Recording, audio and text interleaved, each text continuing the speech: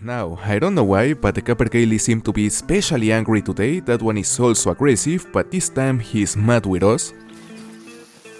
Oh! Level 3. Let's see if we can hit him here. I don't think we did. Now this other Capercaillie is dead, so let's go try to find the level 3 again. And actually the Capercaillie is one of the diamond species I must get with the recurve, so the fact we missed both shots may not be bad news because now we're gonna have a chance to use the recurve. It's probably gonna be really far from being easy though, because the Capercaillies tend to take off like way outside of the recurve range after being spooked, and probably the best scenario is the one on which that max level goes aggressive and attacks us just as that one. It would be the ideal scenario since getting him with the recurve would be a piece of cake. I mean, as easy as this. So hopefully that happens, but I doubt it. And well, this one is not too far from diamond actually, 4.54. He's a really big level 2. And now I hope the level 3 goes aggressive, or at least gets close enough to give us an opportunity to use this bow.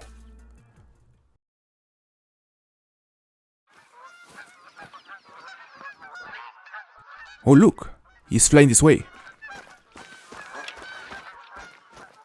Let's see. No. We lost the chance. And it's honestly gonna be really hard to get a better opportunity than that one. Except that he's flying towards us again. That's it. We got him. We just got what is probably our first ever diamond Capercaillie with a recurve, which I normally would call a guaranteed diamond being a level 3, but the other day while playing on Mel's gaming server, I got a level 3 Capercaillie, and surprisingly, it ended up being a troll. You know, that was the first troll Capercaillie I've ever seen. I used to think that that was impossible, but in fact it is. So fingers crossed this one is actually big enough. 4.76, he's a diamond. Our first diamond Capercaillie with a recurve, and I think we certainly have to thank our luck this time because the fact he returned after missing that first shot was really lucky. Well, that may not be a legendary coyote, but the Eastern Wild Turkey is also one of the diamonds we are yet to find on this reserve. Surprisingly, we haven't gotten a single diamond turkey here, even though they are one of the most common max levels on this map, so if this guy makes it, he would get us one step closer to achieve our goal of getting all the diamonds on every single reserve. We definitely gotta go get him, and since the only weapon I'm carrying that is appropriate to hunt class 1 species is the 12 gauge Cacciatore, we're gonna have to sneak up to it to get close enough to use it. About 60 meters out now. We should be able to spot him from here. Although I don't see him. So I imagine he's just behind one of those trees close to the marker, and we'll have to go there. Let's see. Alright, there he is. I'm honestly not in the mood to chase a turkey, so I'ma shoot him there on the ground. You know, I normally like to shoot him in the air, but this time I simply wanted to finish this quickly. Now let's see a score of this big turkey, which should be a diamond. I mean, the turkeys rarely ever troll, so I would expect him to be a diamond. And in fact, he's a 4.72, which means that we already have our first diamond turkey on New England mountains. It actually ain't too common to find a level 3 turkey with a score above 4.7, so this one is quite big, one of my biggest Eastern Wild turkeys. GoldenEye. You know, the GoldenEye is probably the rarest diamond of all the dog species here on Rebontuli, so it's gonna take a while to find one, probably a few more days, but in the meantime it's very likely we'll keep getting max levels of all the other dog species like that level 3 Eurasian teal. He's the second max level Eurasian teal we spot this week. We got the first one with the recurve because we needed him, so now that we already have one with the recurve, there's no actual reason to use it again, but since I love to use it, we are gonna drop this guy with it as well.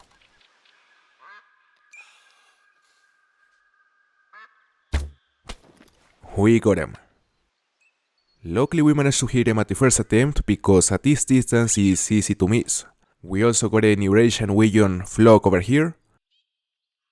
There are a few level 1 males, 3 to be exact. So I'ma shoot them as well to hopefully get some good response.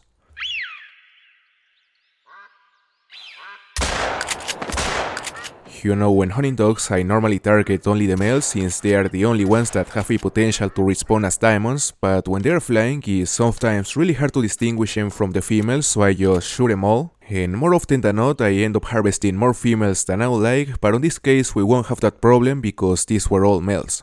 So anyway, I'ma show you the location on which we are at the moment. We are currently on this lake.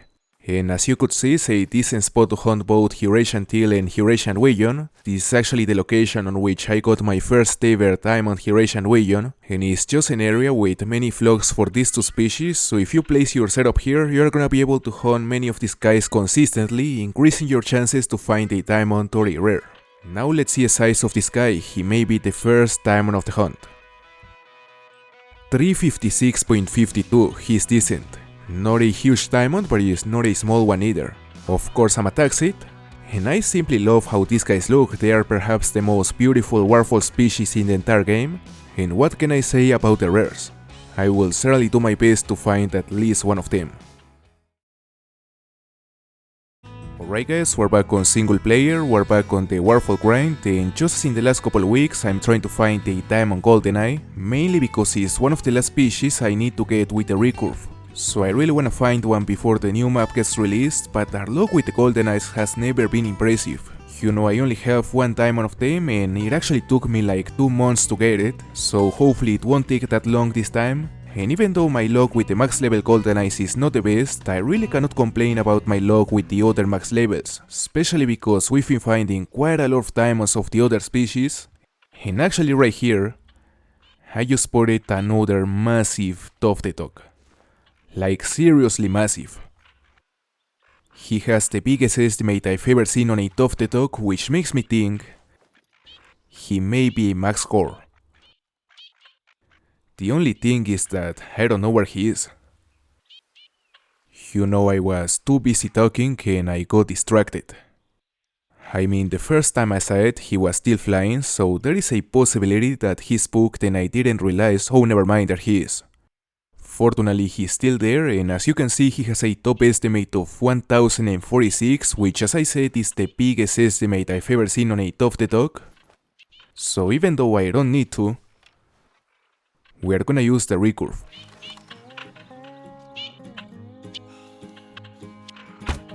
He is down.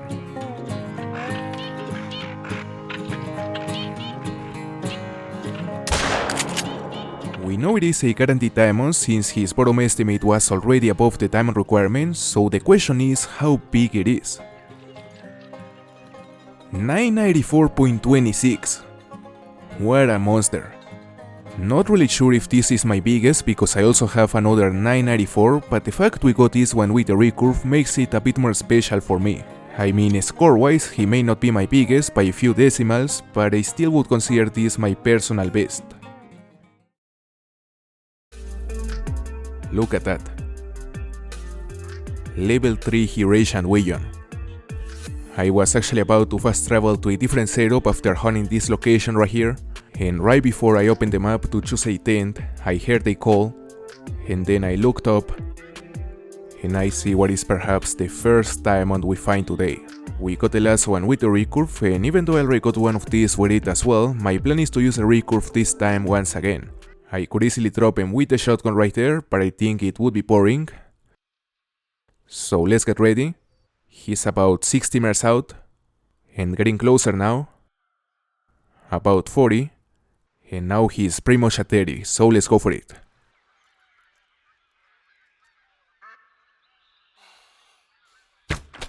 And he's down. We can actually get that female as well. That's it. And now let's see how big is this max level Eurasian widgeon. Well, there's another widgeon over there, not even sure if that's a male or a female. So anyway, now let's actually claim the big boy. Hopefully a diamond. And he's a diamond, huge diamond actually, 942.08. Really close to BMAX score, which is 950, so this is a massive diamond and my biggest ever Eurasian widgeon.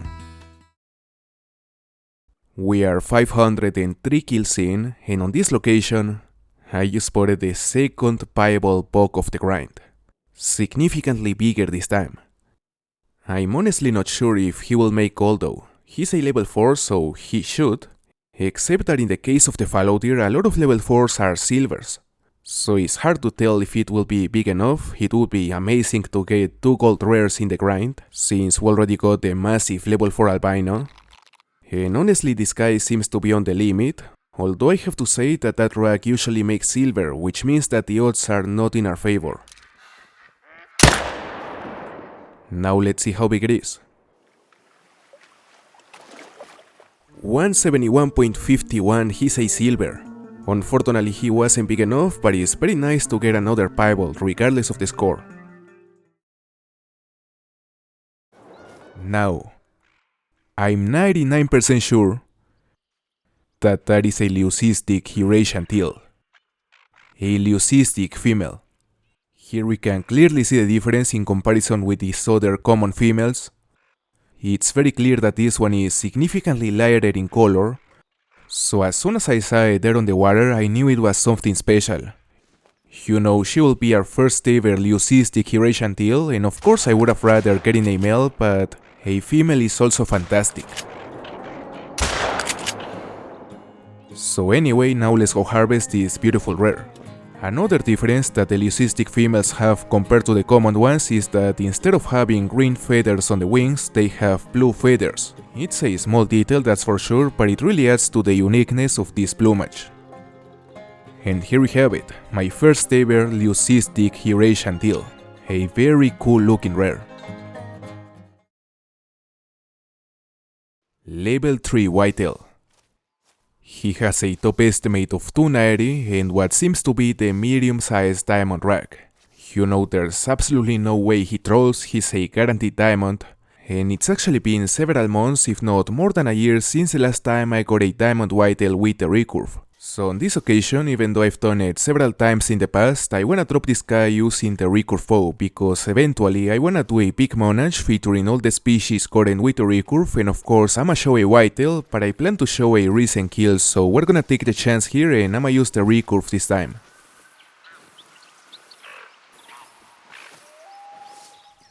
Alright.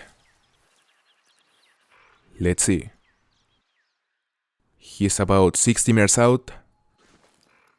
So I guess we'll have to use a collar, because I don't think any of the bushes down there will give us full cover. Maybe that one, but I doubt it. And honestly, having some elevation here, I don't see any reason to go down there, so we're gonna use a collar here.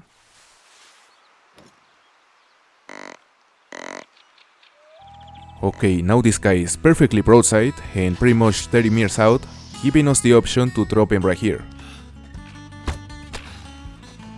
Well, we know it is a guaranteed diamond, so the question is exactly how big of a diamond. 265.13, he is decent. You know, the weight is not too high, but the score is pretty decent, and I believe this is my first diamond whitetail since they got the new model.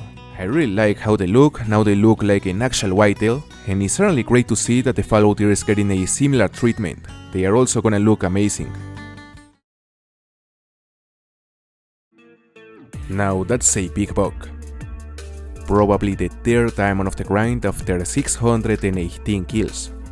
I gotta say the rag seems to be a bit narrow, so I doubt he'll score as high as the first 2 diamonds, but regardless, we're gonna use the crossbow this time, and I'ma take a 100-meter shot with it.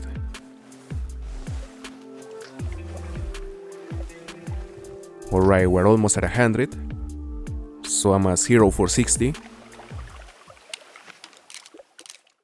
And we gotta keep in mind that since the wind is blowing to the east, the arrow will shift a bit to the right. Slightly, but it will.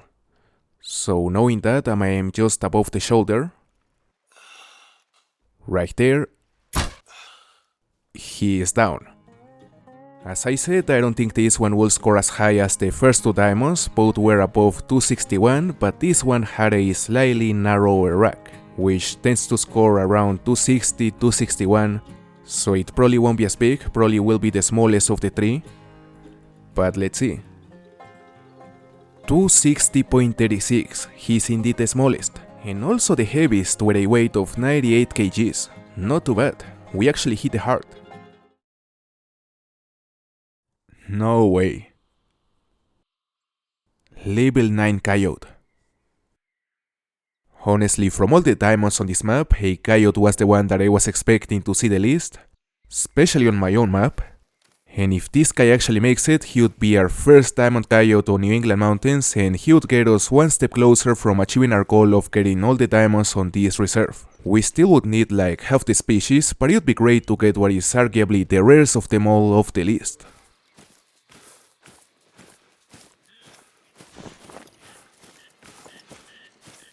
Okay, there he is. He's actually part of a small pack with another 2 females. And now that he's on the open, about 70 meters out, we're gonna drop him.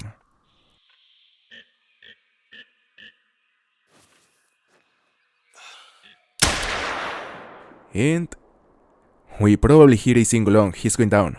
Here we have this massive legendary Coyote, which is perhaps our first ever diamond Coyote on New England mountains. Let's see a score. Oh. Well, that's sad. He's a troll, 56.35 score. I honestly don't remember the last time I got a troll Coyote. I believe it was on early 2018, so it's been quite a while. And this guy is without any doubt one of the most painful trolls I've gotten recently, because I was really excited to finally get this diamond off the list here on New England, and now I'll have to find another level 9, which probably won't be easy. Alright, now we're back on the Grey Fox grind, we're 123 kills in, and just as I was finishing this river run, I came across something very special. You know, I shot a level 5 male right here, and right when I was about to go harvest it, I saw a very interesting looking female. She was fleeing and the lighting was not great, so I wasn't sure, but it kinda looked like a leucistic. So I decided to look for one of her disturbed vegetations to confirm if she was actually what I thought she was. And look at this. She's in fact a leucistic.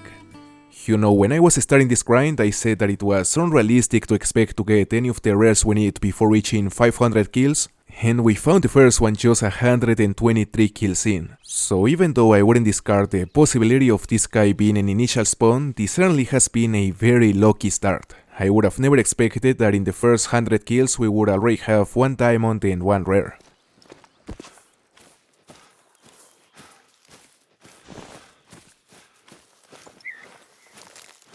Okay, there she goes.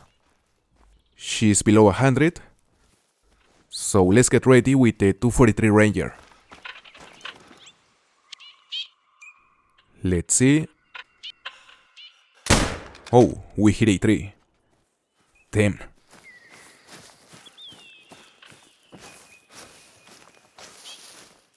And there she is again. We gotta make sure to not hit any 3 this time. Just I'ma wait for her to give us a good angle to drop her. Hopefully before he goes out of sight. Well, she's taking her time. But eventually, she's gonna give us a chance. Alright, let's see. And finally she's down. Here we have our first ever leucistic Grey Fox. Of course I'ma take a few pictures because this is such an special trophy. I rarely ever seen them posted, you know, not many people hunt Grey Fox. And it's a shame that you cannot turn on the headlamp while using the camera mode because it is not possible to take good pictures at night and we really need them this time. Luckily we can still take some screenshots which are not gonna be the highest quality but are better than nothing, I guess. Absolutely beautiful.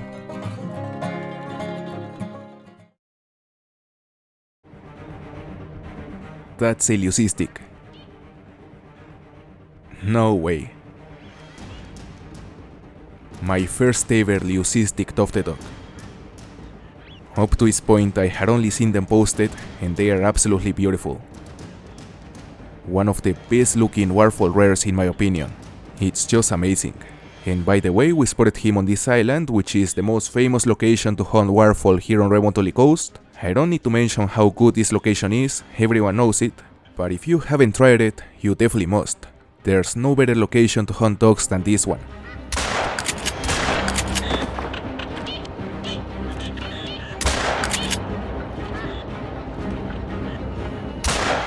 we got like 5. So now let's claim the rare tufted dog, which apart from being our first leucistic of this species, it also has a chance to be a level 2 diamond because his top estimate was 995, so it could be. Well, he's not a super rare, he has a score of 921.99, he's big but not that big, but it doesn't matter because this is one of the rares that we didn't have and now we have it. Look at that. Finally, a melanistic fallow deer.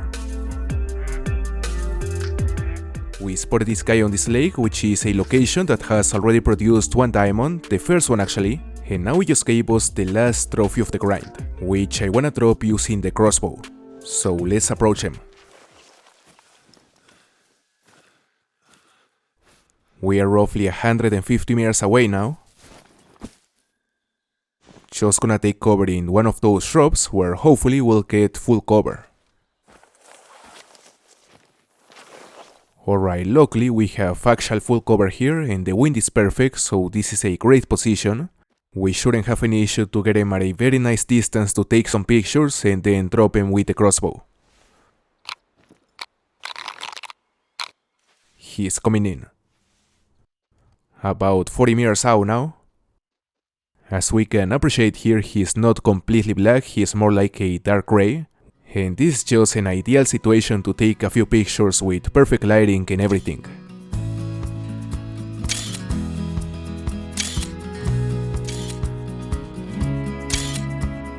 He looks amazing.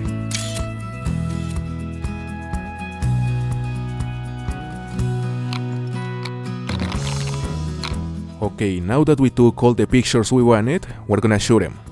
Please don't stop right behind the tent. Just keep walking. Alright, let's see. We got him. After roughly 6 years playing this game, we finally have our first ever melanistic fallow deer buck. Oh.